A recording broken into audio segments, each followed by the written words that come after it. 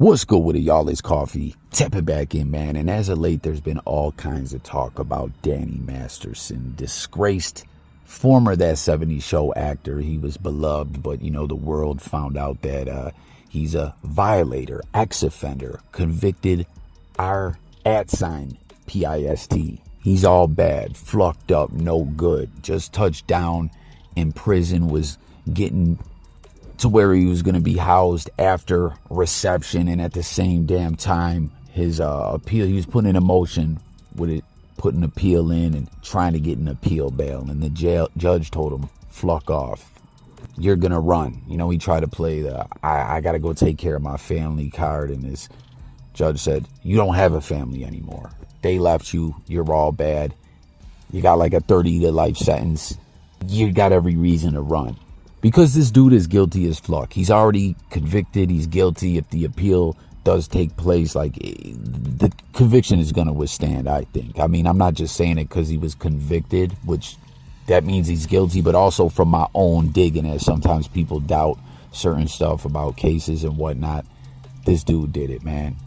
But as soon as he touched down in Corcoran, the place that he was sent from reception to be housed at, he's getting transferred to another prison, and it was real mysterious how it all happened, and everyone's been talking about it. Danny Masterson has just been smashed in prison. He was at Corcoran State Correctional Institution out there in California. He heard that there was a hit on him by the GBG. He wasn't coming out of his cell. He wasn't coming out to get breakfast, to get lunch. He wasn't eating because he knew that he had a hit on him from the GBG, and once the GBG put one out on him, all the other prison organizations wanted to follow suit. They wanted to be the ones to get the trophy, who is Danny Masterson, and be the first to get their hands on him. Well, somebody finally got their hands on him, and this is why he's now been moved to the California Men's Colony, which is a minimum to medium security prison yard, much easier than where he just came from. And a guy who has a life sentence like Danny Masterson and hasn't even done more than a few months in prison doesn't get moved to a very cozy yard like the California Men's Colony without something extreme happening. And that's exactly what happened. Two members of the BBCs, yes, the BBCs, I know what you're thinking. Get it out of your mind. You got dirty thoughts. It stands for the Brothers by Choice. That's what it stands for. Two members of the BBC Brothers by Choice jumped on Danny while he was being escorted to the kitchen to get his food because he was too scared to come out of his cell to get his own food. Man, that content creator there, I remember him from watching Milk 74 react to one of his videos. Y'all seen that one where he was making content talking about, I forget what gang he ran with when he was locked up, and apparently, reportedly, allegedly, as I think it was, acting. I don't want to call it trolling. I say acting. Maybe not. It really got a lot of people's attention. I think WorldStar posted it, and everyone was trying to find out what was what. I think it was acting, but nonetheless, it went wild viral. I forget what gang it was. Comment if y'all remember. But he was like, "Oh, I'm going to meet up with them now." They took some issue with some of the stuff I was talking about, and then, there was all this footage of him being held captive for a minute, and then he made some videos taking back some of the things he said, and then next thing you know, he was running free in the field. It was crazy, man. But you hear him talking about this, how Masterson got smashed behind them prison walls, and he was reporting there's different various versions of the story coming out, and all of them he got touched. He didn't get poked up or nothing like that, but this guy, Jumpsuit Pablo, I believe is his name, is saying that's why he got moved out.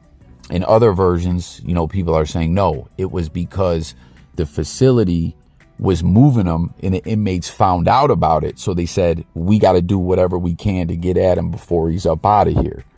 As reportedly, he wouldn't come out of his cell. He was shook. And I don't know, they deemed that he wasn't safe. One of the content creators that was speaking on this was saying that more or less the prison, didn't want him getting got behind their prison wall, being with his celebrity or disgraced celebrity status. So that content creator said, that's when they said, we got to get them up out of here. And they were doing things a little differently, like that they wouldn't normally do, and decided to try to move them on a weekend and get slick about it. But some inmates found out, got the drop on them.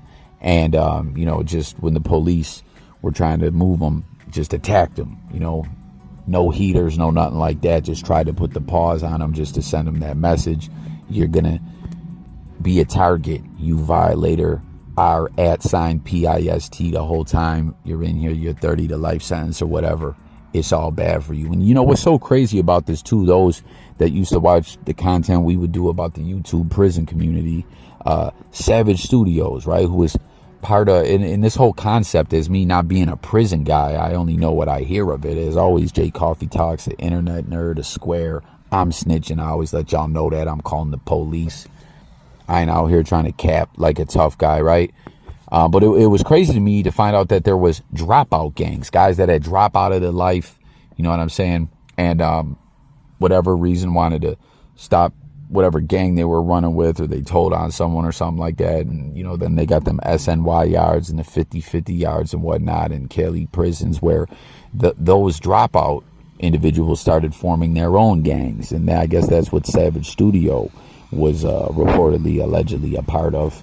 And, you know, that didn't work out too well for him in the end. But I don't know if that really had anything to do with it, as when he got out of prison, he could have just went back to doing him and, you know, change his life around and try to live his best life within the law, right? When in reality, this guy got stalking charges or whatever it was at Walmart, and he was always getting drunk, going online, talking ish, trolling the wrong people, dissing serious organizations. And personally, I think that's what got him got, rather than, you know, his affiliation to that, what was it, the 25ers or something like that. And someone told me it was like, yo, we don't just drop a dime on you, we drop 2 dimes and a nickel, the whole quarter on you.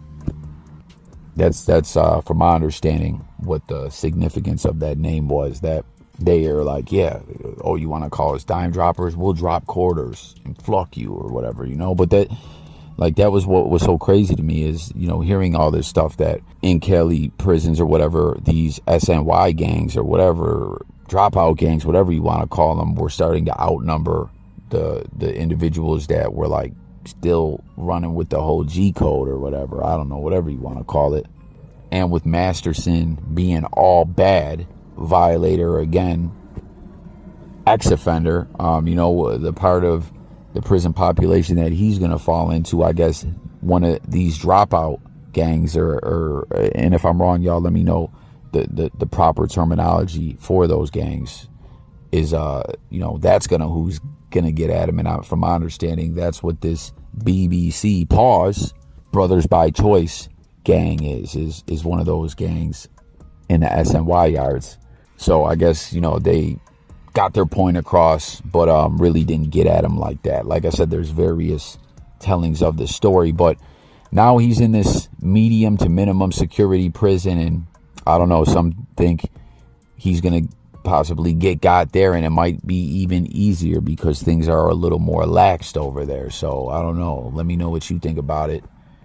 But what's really crazy, what's going on right now, is something with the LAPD out there, you know, where Masterson at this restaurant where he derugged some of these victims, and you know, it's like crazy. The LAPD's involved, Scientology, as a dude from the restaurant is big into Scientology, and I guess, you know, always went to court with Masterson, tried to support him, tried to go to court, write character statements for him. He's a good guy, and tried to discredit the poor victims and stuff like that, like a real sick sack of ish who, you know, supports a motherfucker like that, you know. And it's real crazy, like the LAPD has been hanging outside of this Scientology hotspot, like just acting as that restaurant's own personal security. And there was a situation where, I think a couple situations where some protests popped off outside of the restaurant, and protesters were assaulted and then arrested. So it's so crazy right now. There's this like link between the LAPD and Scientology, you know, members in this restaurant, where once again is known to be a Scientology hangout, which is the place where Masterson derugged these women. And then the LAPD, a bunch of these cats, I'm talking about, just instead of working a beat or driving around or taking calls or anything, are just posted up there protecting this place. It's very bizarre, man. Like, something's going on with the LAPD, Scientology, and in this whole situation, man. And it's so crazy. Before that Church of Scientology put out a statement saying that Masterson was excommunicated and not a part of what they had going on anymore. But I don't know, it still seems like he has ties to the organization. Like, no cap, this ish runs deep. Go check it out if y'all don't believe me. It's fucking crazy. But then let me tell you something else that's fucking crazy about someone else fighting a court battle right now. Not the same as Masterson, but some similar allegations. But their situation is a civil case, a few civil cases. We're talking about Diddy. Everyone remembers the beginning of the downfall of Diddy, right? This is not that long ago, all these allegations against him. Well, check this out, man. Check out Diddy's new co-counsel. Check this out. Yesterday, Bobby Sternheim, joined Diddy's legal team in the federal actual assault lawsuit. Her client list includes Ghislaine Maxwell, and today Sean Hawley joined. Hawley's recent client list includes actor Danny Masterson and pitcher Trevor Bauer. So Diddy, you know, who's he getting to fight for him in these court battles? With these kind of allegations, who does, he go to? Ghislaine's peoples, right? Danny's legal team. I mean, hey, some people could say, oh, just because, he was involved with, those individuals doesn't really say anything about Diddy. I mean, not really, but at the same damn time, it kind of does. It does to me. I want to know if it does to you, and let me know what it does say to you. Comment below. But as always, y'all, it's a crazy world we're living in. More and more you see the battle between good and evil emerge right out in the open. Oftentimes this is stuff that people we don't see, right? We're caught up in our day-to-day grind, trying to survive, trying to pay our bills, trying to take care of our family. We don't often see the bigger picture of what's going on, but good versus evil out here. And good must win, good will win. There's battles, and then there's the big WAR. And good in the end will win. So be safe, everyone. Stay focused. Keep your head on a swivel. And I'm out of here, y'all. Peace.